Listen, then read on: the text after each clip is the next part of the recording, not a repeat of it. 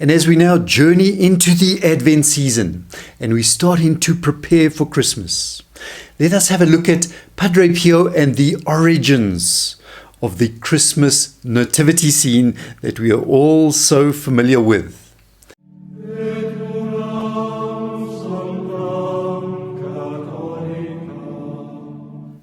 Hello friends of Following Padre Pio. On this channel we bring to you a series of short stories on the life of our great saint, Padre Pio. He was a mystic and a miracle worker. He was a Capuchin friar.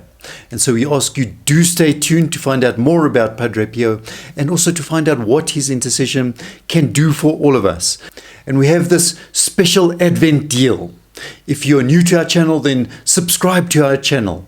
And your intentions will be taken by one of my colleagues to St. Giovanni Rotondo, to the very shrine of Padre Pio. And if you're already subscribed to our channel and you'd like your intentions to be taken there, then all you have to do is to enroll your intentions. Just watch the video on the end screen, how to do that.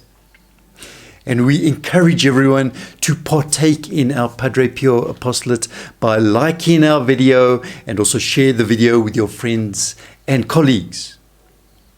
Now, as many of you know, Padre Pio had a tremendous devotion to the nativity crib scene at Christmas time.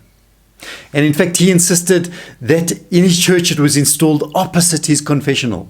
So while he was listening to confession for, what if it was 12 hours a day, he could sit and look and meditate on this Christmas scene.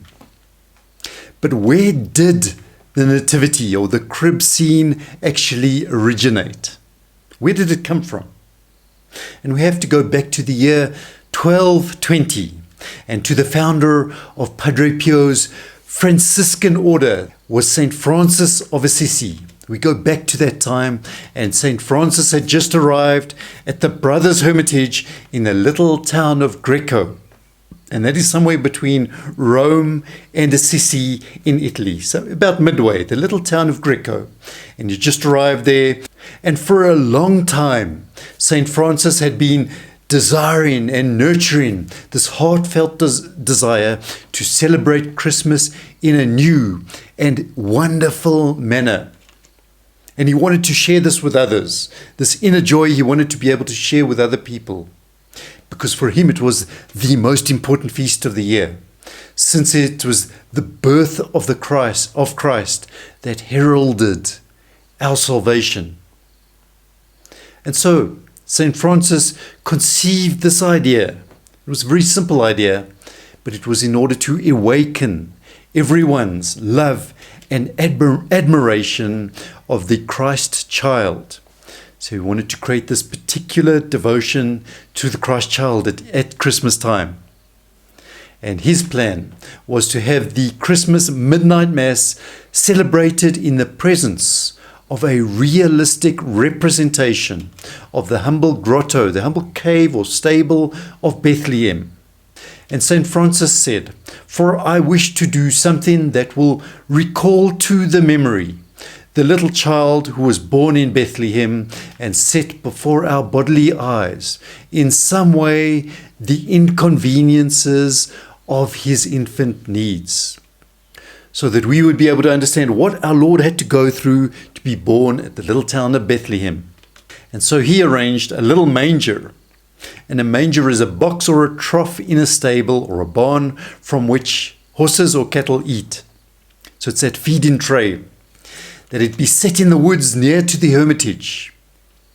And that it be filled with the coarse hay that the beasts of burden, the cattle, etc., that they would normally eat. And then he arranged that an ox and an ass, it's a type of donkey, were led to the place.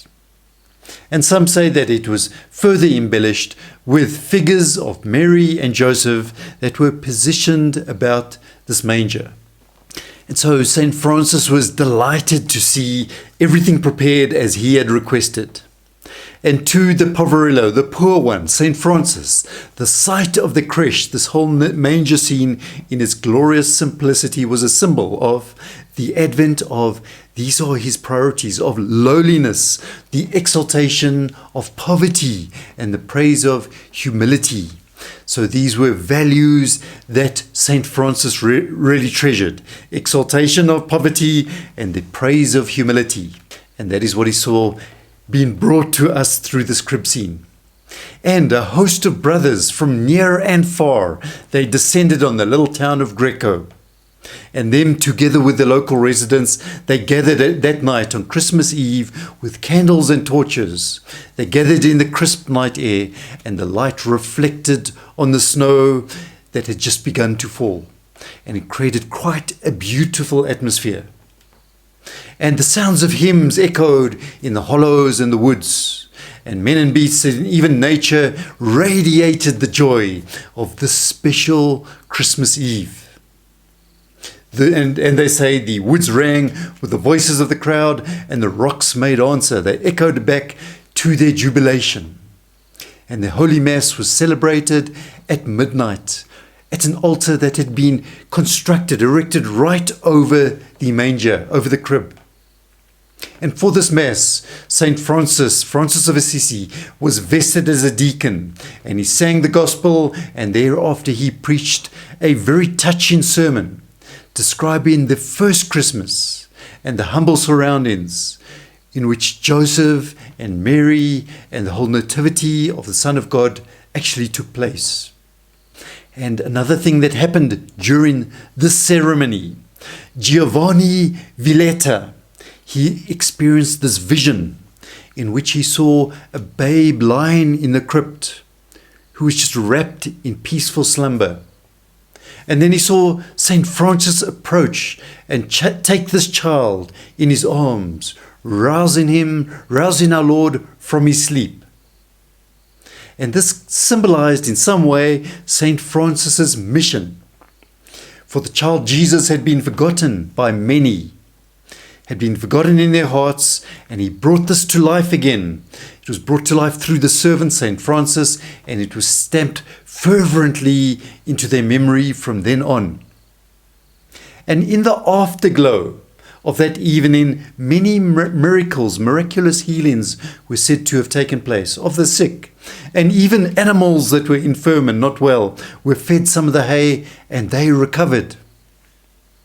And to this day, the afterglow of that night in Greco still persists, with the popular custom of Christmas Eve creches and nativity cribs all over the world, as inaugurated by St. Francis of Assisi. And so here we've seen the origins of the beautiful Christmas scenes that we are so familiar with today. And for St. Francis, his values, what he valued in it, was that it was a symbol of the advent of lowliness, the exaltation of poverty, and the praise of humility. Values that St. Francis of Assisi treasured, held dear. And just a reminder of our Advent offer. If you subscribe to our channel during this Advent, then we will take your prayer intentions. A colleague of mine will take them to St. Giovanni Rotondo, to the very shrine of Padre Pio.